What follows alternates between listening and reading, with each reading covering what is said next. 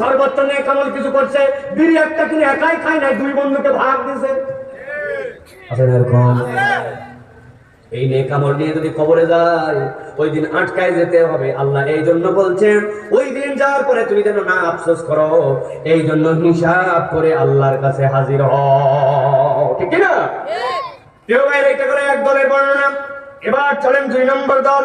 আল্লাহ রাব্বুল আলামিন বলছেন কিয়ামতের ময়দানে আল্লাহ রাব্বুল আলামিন বলতেছেন ওই দিন আল্লাহর সামনে এক দল হাজির হয়ে যাবে। আল্লাহ বলছেন তাদের বর্ণনাটা নবী আপনার উম্মতের কাছে দিয়ে রাখেন, বড় ভয়ঙ্কর একটা দল। কি দল, কি বলে আল্লাহর সামনে হাজির হবে, ভালো করে গভীর মনোযোগে খেয়াল করেন। আল্লাহ বলছেন এক দল আল্লাহর সামনে হাজির হবে। হাসরের ময়দানে বহুত মানুষ হাজির হওয়ার পরে দুইটা হাতের কোণ করবে, করার পরে প্রথমে কপালে দুইটা বাড়ি দিবে, তারপরে বুকের মধ্যে বাড়ি দিছে। এরপরে চিৎকার করে বলতে শুরু করছে ওয়ায়াউমা ইয়াদুয যালিমু আলা ইয়াদাইহি ইয়াকুলু ইয়া লাইতানি ইত্তাখাযতু মা'আর রাসূলি সাবিলা। আল্লাহর সামনে তারা হাজির হয়েছে, হাতটা এরকম করে নিছে, নেওয়ার পরে আফসোস করছে, আফসোস করার পরে নিজের হাত মুখের মধ্যে নিছে, হাতগুলা মুখের মধ্যে ঢুকায়া ইয়াদুয যালিমু আলা ইয়াদাইহি হাতের মধ্যে কামড় দেয়। এক একটা কামড়ে আঙ্গুলগুলা কেটে পড়ে যাবে, এমন আক্ষেপের কামড় দিয়েছে। বলেন তো এখানে আমাদের যত অভাবগ্রস্ত লোকই থাক, আমি যদি বলি 1000 টাকা দিব, একটা আঙ্গুল কামড়ায় আমাকে দেন, দিবেন? আপনি বলবেন হুজুর 5000 দিব, বাপের বেটা হলে আপনি দিয়ে যান, ঠিক না? কিন্তু ওই দিনে ওই ময়দানে একদল লোক নিজের হাতে কামড় দিবে। আরে মুরব্বী মানুষ তো বাদ দেন, ছোট বাচ্চা পর্যন্ত নিজের হাতে নিজে কামড় দেয় না। আমার তো অনেকগুলো বাচ্চা, আমার যেটা 2 নম্বর বেটি, ওর মা একদিন বলতেছে আমাদের আর ইজ্জত নাই। কেন? ওর বয়স তখন 2 বছর প্লাস। কি হয়েছে? বলে এক মেহমান আমাদের বাড়িতে বেড়াতে আসছিল, তোমার মেয়ে লাভ দিয়ে তার কোলে গেছে, যাইয়া এই জায়গায় কামড় দিছে। সেই মেহমান না পারে দেখাতে, না পারে ডলতে, না পারে সইতে, এই জায়গায় কামড় দিলে খবর আছে না নাই? যারে তারে কামড়ায়, ওই মান সম্মান আর ওস্তাদ দিছে একটা, ওস্তাদের কামড় দিয়ে দিছে একদিন। এরা তাড়াতাড়ি সাইজ করো, কেমনে কি করবা? আমি চিন্তা করলাম কোন একটা বুদ্ধিতে তো কামড় বন্ধ করা দরকার। একদিন ওরে ডাক দিছি, মায়ের দিঘায় আসার পরে বলছি কি কি লাগবে বলো? চকলেট, আইসক্রিম, হ্যাঁ সবগুলা দেওয়া হবে, কেবল একটা কাজ করা লাগবে। কি কাজ? ওর একটা আঙ্গুল নিছি, আমার একটা আঙ্গুল, 2 আঙ্গুল নিছি, পাশাপাশি নিয়ে ওর মুখের মধ্যে দিয়ে বলছি মা গায়ের শক্তিতে কামড় দিবি, যত কামড় তত আইসক্রিম। যেই মুখে দিছি, দেওয়ার পরে আমি এদিকতে হেইও দিচ্ছি, আরো জোরে হেইও দিচ্ছি, আর কামড়ায় না। আমার মুখের ভাগে পড়লে কামড় দেয় না, ওখানে ওরটা খালি শুট করে বাই করে। 2.5 বছরের বাচ্চা বোঝে তার হাতের মধ্যে কামড় দিলে ব্যথা লাগবে। আইসক্রিমের লোভেও কামড়ায় না, চকলেটের লোভেও কামড়ায় না। আল্লাহ বলছেন হাসরের দিনে একদল লোক হাজির হয়ে গেছে। ইয়াউমা ইয়াদুয যালিমু আলা ইয়াদাইহি, আল্লাহ বলছেন ওই যে জালেমরা হাজির হয়ে গেছে আর হাতের মধ্যে কামড় দিচ্ছে। কি বলে বলে কামড় দেয়? আল্লাহ বলছেন তারা বলতে শুরু করেছে ইয়াকুলু ইয়া লাইতানি ইত্তাখাযতু মা'আর রাসূলি সাবিলা। আল্লাহ বলছেন তারা চিৎকার করে বলতে শুরু করেছে আয় রব্বুল আলামিন, আজকে আমাদের এই পরিণতি হতো না। একটা অপরাধ দুনিয়ায় আমাদের ছিল, আমরা নবীর সাথে পথ আমাদের মিলাই নাই, যেমন খুশি তেমন চলছিলাম, নবীর সাথে আমাদের তরিকার মিল নাই। এই জন্য তারা হাত কামড় দেয়। আর আল্লাহর কাছে জালেমের দপ্তরে নাম উঠে গেছে। একটু হিসাব করে দেখেন এই মামলার আসামিতে আপনার আমার নাম উঠে যেতে পারে, ঠিক না? বয়স হয়ে গেছে 50, এখন মুখে দাড়ি নাই, সুগা পাঁচটা বিয়ে করবেন আবার। কি কই না বাবা রাখতে চাই, কিন্তু তোমার চাচি আম্মা লাইক করে না, উনার বউ লাইক করে না জন্য উনি দাড়ি রাখে না।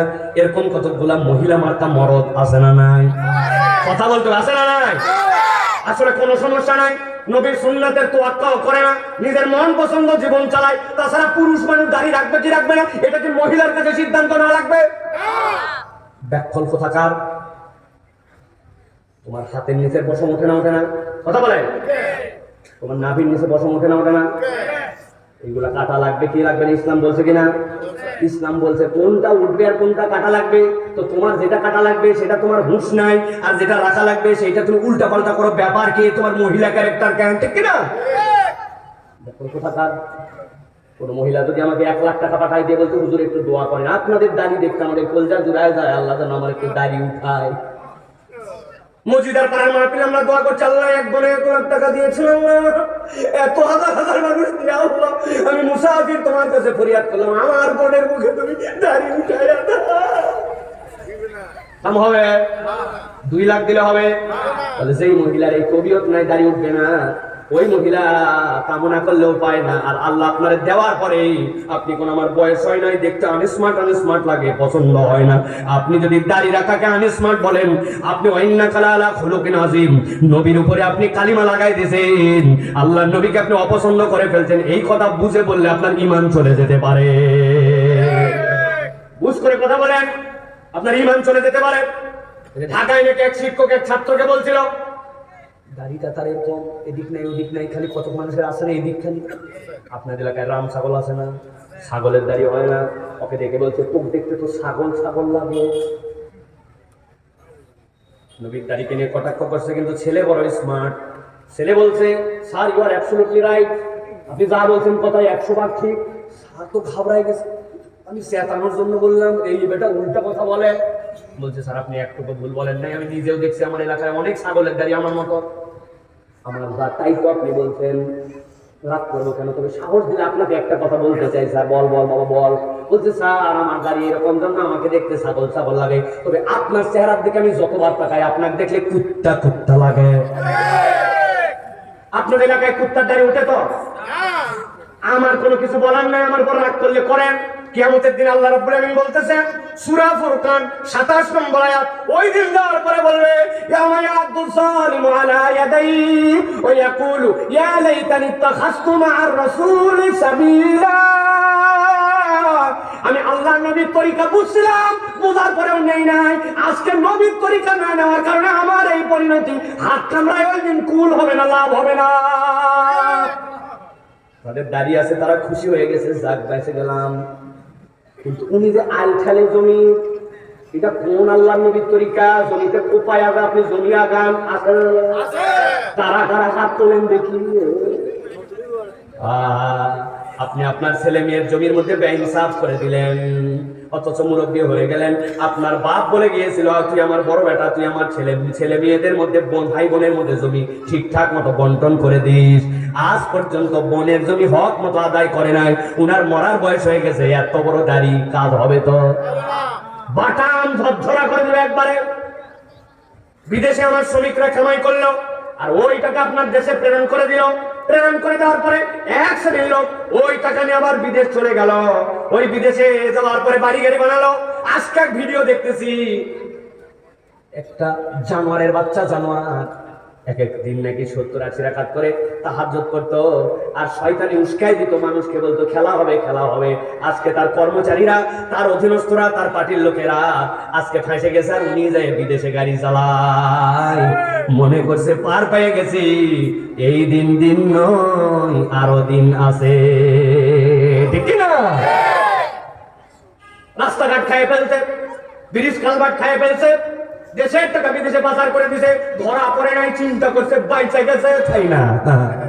আল্লাহ বলছে প্রত্যেকটা ক্ষেত্রে জুলুমের হিসাব আল্লাহর কাছে বরাবর করা লাগবে। আপনি বাইরে কি সুন্দর মানুষ, বাপরে হাসি খুশি জেন্টলম্যান, কিন্তু বইয়ের কাছে যাওয়ার পরে আস্ত দাজ্জাল আছে না? কথায় কথায় বইয়ের গায়ে হাত তুলে বইয়ের সাথে গালাগালি করে, বেশি মুখ খারাপ হলে ময়াকার গয়েদির ভই বলে, বানান করে দেয়। ময়কার গয়েদিকে বানান করি, আপনারা তো জানেন না, না? কক্সবাজারের লোকের মুখ খারাপ ভাব। আল্লাহ হেদায়েত দান করুন। কথায় কথায় বাজে কথা বলে ফেলতেছেন আপনি, জুলুম করে ফেলছেন আপনি। ওই মহিলার সাথে আপনি রাগারাগি করতে পারেন, মেজাজ খারাপ হলে কথা উঁচু হতে পারে, কিন্তু আল্লাহ নবী বলছেন সিবাবুল মুসলিমি ফুসুক ওয়া কিতালুহু কুফর। আপনি কাউকে গালি দিতে পারবেন না, আপনি পরনিন্দা করে পিছনে তার অপবাদ রটাতে পারবেন না, তার ব্যক্তির অনুপস্থিতিতে তার দোষ ত্রুটি আলোচনা করে তার ব্যক্তিত্বকে নষ্ট করতে পারবেন না। এগুলা প্রত্যেকটা জুলুম। আপনি খালি জুলুম মানে মনে করছেন ওই সরকারি দলের জুলুম আর জজকোর্ট হাইকোর্টের জুলুম, না না না, নিচ থেকে উপর পর্যন্ত প্রত্যেকটা জায়গায় জুলুমের হিসাব বরাবর করা লাগতে পারে, ঠিক না? আপনি সন্তানের উপরে জুলুম করছেন, হুজুর আমি কোনোদিন মারি নাই, আরে মারেন নাই কেন? না মারি জুলুম করছেন, এই আবার কোন কথা?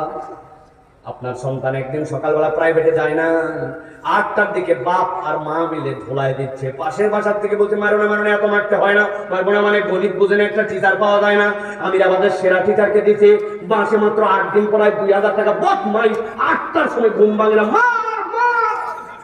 কথা ঠিক কিনা? আপনি 8টার সময় মারছেন কোচিং এ না যাওয়ার জন্য, কিন্তু নবী বলছিলেন 7 বছর থেকে নামাজের আদেশ দাও, 10 বছর থেকে মায়ের লাগাও। আপনি আদরের জ্বালায় সোহাগের জ্বালায় আপনার সন্তানকে 15 বছর হয় আপনার খায়, আপনার পরে আপনার টাকায় চলাফেরা করে, বাইক কিনে দিয়েছেন, কিন্তু নামাজ পড়ে না, মায়ের দেন নাই জীবনে। এই মায়ের না দেওয়ার জন্য আপনি জালেম হিসাবে আল্লাহর কাছে উঠবেন। এরকম পরিবার আল্লাহর দয়ায় আমাদের মসজিদার পাড়ায় না। যাক, আর বললাম না কারা কারা আছেন হাত তোলেন, আর বললাম না, আপনারা মিলাই নিন। তাহলে এই পয়েন্টে আমরা পেলাম সব হতে পারি, আমরা জালেম হব না, ঠিক কিনা? 3 নম্বর, এবার চলেন শেষ পয়েন্ট আমাদের আজকে।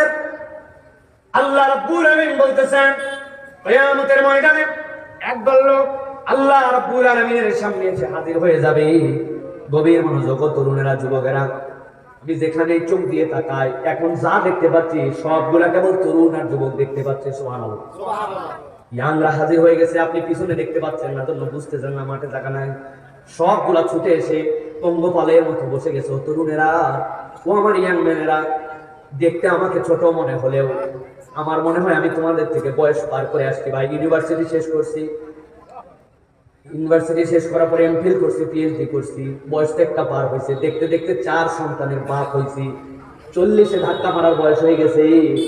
এই জন্য আমি তুমি বলে সম্বোধন করে বলছো, ভাই তোমাদের এই জিন্দেগি আমাদেরও ছিল, তোমাদের জিন্দেগি পার করে কিন্তু এখানে আসছি। আমি আব্দুল্লাহ সাহেবুল্লাহ যখন বল করতাম, আমার বল খেলা বিরাট খেলা ছিল, আজহারি ভার্সেস নন আজহারি খেলা হয়েছে, ওই খেলায় আমার বোলিং এর চোটে আজহারি উধাও। তার মানে আমি যে খেলি নাই তা নয়, আমরা যে একবারে মনে করছো হুজুর হয়েছিলাম তা নয়। কিন্তু একটা পয়েন্টের কথা এখন বলবো যে আল্লাহ রাব্বুল আলামিন ট্র্যাকটা কিভাবে ঠিক রাখলেন, একটুখানি মগজ দিয়ে শোনো।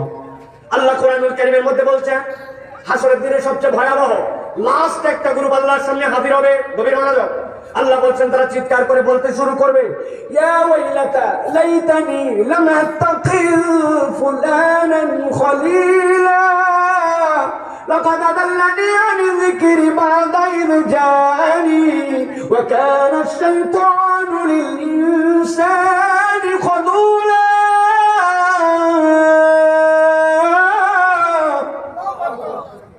আল্লাহ বলছেন একদল লোক আল্লাহর সামনে আসবে, চিৎকার করে বলবে, আয় রব্বুল আলামিন, আজকে আমরা ফেঁসে গেলাম। কেন ফেঁসে গেলি? আল্লাহ লাকাদ আদাল্লানি আনিল যিকরি, আয় রব্বুল আলামিন, আমরা হেদায়েত পেয়ে গেছিলাম, কোরআন পেয়ে গেছিলাম, মায়ের পেটের থেকে আমি ঈমান নিয়ে আসছিলাম, আমার বাপ মুসলমান, মা মুসলমান, দাদা মুসলমান, যে মহল্লায় ছিলাম ওই মহল্লায় মসজিদ ছিল, আল্লাহ আমার বাড়িতে কোরআন ছিল, আমার মুখে প্রথম আপনার নবীর সুন্নাত অনুযায়ী আল্লাহ আমার মুখের মধ্যে খেজুর দিয়ে মিষ্টান্ন করেছিল, আমার কানের মধ্যে আযান দিয়েছিল। আল্লাহ হইছে কি এত কাহিনী কেন বলতেছিস? ইয়া ওয়াইলাতা লাইতানি লাম আত্তাখিজ ফুলানান খলিলা। আল্লাহ রে, ও যে মসজিদার পাড়ার উত্তর বাড়ির পাশে মসজিদের পূর্ব দিকে আব্দুল জব্বারের বেটা যাইতে আছে, আল্লাহ পরে যদি আমি বন্ধু না বানাতাম তাহলে আমি আজকে বাইসে যেতাম। আল্লাহ রাব্বুল আলামিন নাম বলেন, আমি বোঝানোর জন্য বললাম, যদি মিলে যায় মাফ করবেন। আল্লাহ রাব্বুল আলামিন বলছেন ফুলানান খলিলা, উমুককে যদি বন্ধু বানাতাম, না বানাতাম উমুক মিলান, কে কার উমুক? আল্লাহ বলছেন এই উমুক তোর কি ক্ষতি করলো? শীতের দিন পুকুরের পাশে দাঁড়াইছিলি, লাঠটায় করে পুকুরে নামাইছিল না, আল্লাহ না না না, এই কাজ করে নাই। কি করছিল তোরে? তোর মোবাইল দিয়ে পানির মধ্যে ফেলে দিছিল না, আল্লাহ করে নাই। কি করছে? লাকাদ আদাল্লানি আনিল যিকর, আল্লাহ আমি হেদায়েতের রাস্তা পেয়ে গেছিলাম, আমার এই বন্ধুর সাথে চলার কারণে আমি তোমার কোরআনের রাস্তা, দ্বীনের রাস্তা, ঈমানের রাস্তা, আল্লাহ বিরুদ্ধার রাস্তা থেকে আল্লাহ আমার ওই বন্ধু আমাকে পথ হারায় দিয়েছিল। কেমনে? ছোট্ট দুটো উদাহরণ আমি সেট করছি, দেখো তো মিলে কিনা ভাই। আসরের নামাজের ওয়াক্ত হয়ে গেছে, মসজিদে একজন রওনা দিয়েছে, পেছন থেকে একজন এসে মোটরসাইকেলে হর্ন দিয়েছে, টিক টিক, পিছনে ঘুরে তাকাইছে, কে রে? দোস্ত এই বাইক কই পালি? ওই বড় বাইক কিনছে ইয়ামাহা FZS R115, আধা ঘন্টার জন্য চালাতে নিছি। আমিরাবাদ থেকে কক্সবাজার রোডে চল একটা টান দিয়ে আসবো, দেখিস কি টান, দুম দুম। বলছে দোস্ত উঠবো তো বটেই, কিন্তু 4টা বাজলো বলে খালি আসরের নামাজ পড়েই তোর বাইকে উঠতেছি। সাথে সাথে ওই দোস্ত বলছে এই আসরের নামাজ প্রত্যেক দিনই থাকবে, প্রত্যেক দিন বাইক পাওয়া যাবে না, তুই আমার একমাত্র বন্ধু নয়, ভালোবেসে আসছি, উঠলে উঠ, না হলে অন্য দোস্ত নিয়ে যাবো। ওই বন্ধুর মনের মধ্যে ক্রিয়া করছে সত্যি তো, যে দোস্তালি আসরের নামাজের ওয়াক্ত তো লম্বা, প্রত্যেক দিনই তো থাকবে, কিন্তু আজকে যদি বাইকে না উঠে এই বন্ধুত্ব আমার ফিকে হয়ে যেতে পারে, অন্য কেউ সুযোগ নিতে পারে। শয়তানও পিন দিয়ে দিছে, ও বলছে ঠিক আছে দোস্ত উঠ। উঠে গেল। এই যে একদিন নামাজ মিস করলো, 2 দিন নামাজের সাথে করলো, 10 দিন এই আড্ডাবাজ গ্রুপের মধ্যে ঢুকলো। আপনি হিসাব মিলায় দেখেন, মুসলমানের ঘরের সন্তান, ওর সামনে একটা ছোট্টবেলায় খতনা করা আছে, এই মুসলমানের সন্তান অমুসলমানের মতো বন্ধুদের খপ্পরে পড়ে নামাজি পরিবারের সন্তান বেনামাজি হইছে। আছে না নাই? কথা বলতে হবে, আছে না নাই? হিসাব মিলান আপনি। দোস্ত আমার সামনে সিগারেট ধরবি না, গন্ধ সহ্য করতে পারি না, কিন্তু দোস্তালি ছাড়ে না। 1 দিন 2 দিন করতে করতে 10 দিন যাওয়ার পরে ওই বিড়ি ঘোরের সাথে থেকে ও বিড়ি খেতে শিখছে। যে বন্ধু আগে গন্ধ সহ্য করতে পারছে না, এখন বিড়ি ঘোর। আছে না নাই? আন্দাজি আছে বলেন না, ও বিড়ি খাওয়া অনেক আগে বাদ দিছে। এবার ঈদের সময় ওই বন্ধু বলছে দোস্ত বিড়ি খায় দম আসে না, বলছে সে বুদ্ধি আমি অনেক আগেই করছি। সুন্দর করে টেন্ট বানাইছে, টেন্ট বানায় চারিদিকে কাপড় দিয়ে ঘিরে বড় বড় ডেস্ক বক্স নিয়ে গেছে, ভিতরে তো সেই সন্ধ্যার পরের থেকেই শুরু হয়ে গেছে। ও বলছে তোর একটা জিনিস দিয়ে গেলাম, তুই ভিতরে মাল ফালা। ও ভিতরে মাল ফেলছে, ওই একটানে আমি পা যাই যেই জায়গাতে পুরিয়া পাওয়া যায়, পুরিয়া একটা কিনে নিয়ে আসে, বেলেট দিয়ে খুসখুস করে কাছে আবার ভরায়, বলছে ভিতরে ডেস্ক বক্স চলতেছে, তুই খালি টাইনে দেখ, এক টানেতে যেমন তেমন 2 টানেতে রাজা। চট্টগ্রাম কক্সবাজার অঞ্চলে উহার নাম গাজা। আপনি মনে করছেন বিড়ি খায়, আপনি জানেন না ও ভাই, ও আমার বাবাজি, আমার চাচা, আপনার বেটার খবর নিয়ে দেখেন, ও বিড়ি খাওয়া বাদ দিয়েছে, এখন নেশা করে, গাঁজা খায়। খবর নেন যায়, আন্দাজি ঠিক বলেন না। ওর চোপা ভেঙে গেছে, ওর আচরণ বেয়াদব, চলাফেরা অন্যরকম, পাশা যেরকম হওয়ার কথা ওই বাচ্চার পাশা নাই, পিছনে গ্যাটিস দিয়ে দিয়ে, মানি ব্যাগের টাকা নাই, কিন্তু অনেক কিছু ঢুকায়, পাশা উঁচু করে রাখার চেষ্টা করতেছে, কোমর নাই। কি ব্যাপার আছে না নাই? রাত করেন না, কথাগুলো অড শোনা যাচ্ছে হয়তো, কিন্তু না বলে পারলাম না। এরকম রাত দিন আমাদের কাছে তাদের বাপ কান্নাকাটি করে আসে, হুজুর দোয়া করেন। আমি বললাম দোয়ার কাজ এখন শেষ, ঠিক না? দোয়া হয়তো আপনি করেন যদি কাজ হয়, কিন্তু সাথে দাওয়া লাগবে। কার সাথে আপনি ঘুরতেছেন? এই দোয়া খাই।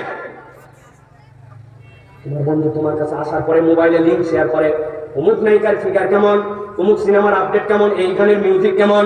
তোমার জিন্দেগিতে বলে নাই ফজরের নামাজে তুই আসিস না কেন, টাকনুর নিচে তোর কাপড় কেন, তুই আমার বন্ধু হওয়ার পরে তোর চুলের কাট এরকম কেন, বেয়াদবের মতো তোর আচরণ কেন। কোন মুসলমানের ঘরের সন্তান তো রমজান মাসে 1 খতম কোরআন না দিয়ে পারে না, তোর আচরণ এরকম কেন। তোমার বন্ধু কোনোদিন তোমার নামাজের খবর নাই, রোজার খবর নাই, ভালো কাজে ডাকে নাই, বাজে লিঙ্ক ছাড়া, বাজে কথা ছাড়া, মহিলাদের কথা ছাড়া কথাই বলে না, তুমি ওকে বন্ধু ভাবতেছ। আল্লাহ বলছেন ও জাহান্নামে যাওয়ার সাথী তোমার। হিসাব মিলাই নাও, হিসাব মিলাই নাও। আল্লাহ রাব্বুল আলামিন বলছেন, এই সংসদে চলো, ভালো করে বোঝেন। আল্লাহ রাব্বুল আলামিন নবীকে দিয়ে বলতেছেন, শোনা, আল মারউ আলা দীনি খলিলিহি। সেলফি ক্যামেরা আছে না? সেলফি কথা বললেন না, অন করে একটু দেখো।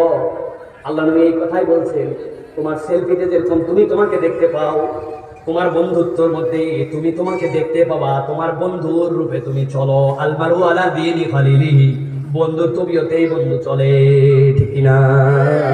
অনেক ডিটেইলস কথা ছিল, বলতে গেলাম না। এখন চুল একটা কাটছে, বান্দর কাটিং আছে না? বান্দর নামে কোনো কাঠ আমার জানা নাই, এটা কেমন কাঠ, তবে একটা কাঠ আমি চিনি, কুত্তার ডায়রিয়া হওয়ার পরে শুকানো লেজের কাঠ। কি বলছে? কুত্তার ডায়রিয়া বলছে, শেষরায় হাইডে একবারে লেজ মাথায় এসেছে। ঘাস খাইছে, খোকসার পাতা খাইছে, খাইয়ে হাগা বন্ধ হয়েছে, কিন্তু সুস্থ তো পারে নাই। ওকে শৌচকার্য জানে। পরের দিন রোদে শুকাই গেছে, করে বাঁকা হয়েছে। এদিক দিয়ে তো চামড়া নাই, কিন্তু যেদিক দিয়ে বাঁকা হয়েছে ওই দিক দিয়ে গুগুলা সব ওই পশমের সাথে লাগে, এখন শুকাই এখন শোকা শোকা হয়ে দাঁড়ায় গেছে। দেখবেন আপনার এলাকায় কতগুলো আছে, এদিক নাই ওদিক নাই, মধ্যে দিয়ে কুত্তার ডায়রিয়া হওয়ার পরে লেজ শুকানো কাঠ। কথা বলে, কাঠ দেখে কাটলি তুই? বন্ধুর দেখে বলে আমার দোস্ত যেরকম কাটছে ওরকম কাঠ। ওই বন্ধু যদি জানতো খাজা করা হারাম, এখানে কাটবে ওখানে কাটবে, আর এক জায়গায় উঁচু রাখবে জায়েজ নাই, সব সমান করো, সব সুন্দর করো, বড় রাখো, বাবরি করো, এখানে কাট নাই ওখানে কাট নাই, এটা মুসলমানের কাঠ নয়, কোনোদিন ওর বন্ধু ওকে বলে নাই। কেননা ও জানেই না এটা তার বন্ধু নয়, এটা তার জাহান্নামে যাওয়ার কারণ। আল্লাহ রাব্বুল আলামিন বলছেন আমার কথা শেষ। এইটুকু বিচার হয়ে যদি শেষ হতো তো কথা শেষ হতো।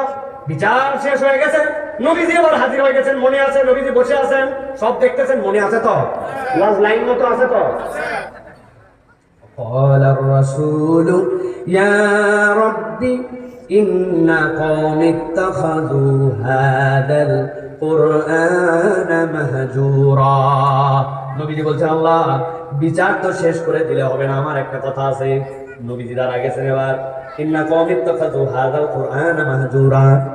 এই মজিদার পাড়ায় 11 বছর মাহফিল আয়োজন করতেছে, প্রত্যেক জুমায় আলোচনা হচ্ছে, কত ওয়াজ শুনলাম, জাহান্নামের কথা, খারাপ বন্ধু ত্যাগ করা লাগবে, এগুলা কথা। কিন্তু আল্লাহ আমি আপনার কাছে একটা বিচার দিলাম, এই বিচার করে কিন্তু হাসরের ময়দান ক্লোজ করা লাগবে। আমার কওম ইন্না কওমি ইত্তাখাযু হাযাল কুরআনা মাহজুরা, তারা কোরআনকে এন্টারটেইনমেন্টের আইটেম মনে করছিল, খেল তামাশা মনে করছিল। বলনেওয়ালা বলে গেল, শুননেওয়ালা শুনে গেল।